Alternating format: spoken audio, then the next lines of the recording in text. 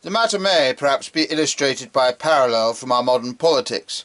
When men tell us that the old liberal politicians of the type of Gladstone cared only for ideals, of course they are talking nonsense. They cared for a great many other things, including votes. And when men tell us that modern politicians of the type of Mr. Chamberlain, or in another way Lord Rosebery, care only for votes or for material interest, then again they are talking nonsense. These men care for ideals like all other men, but the real distinction which may be drawn is this, that to the older politician the ideal was an ideal and nothing else. To the new politician his dream is not only a good dream, it is a reality.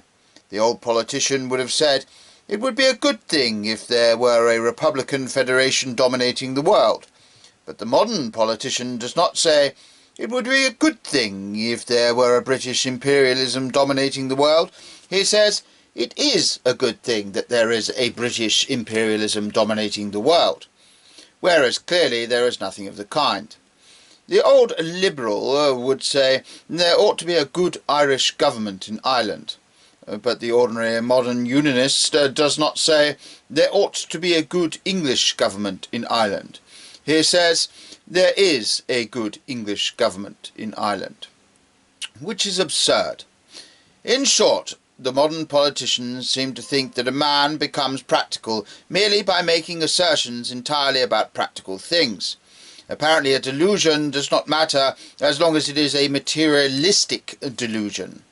Instinctively, most of us feel that as a practical matter, even the contrary is true.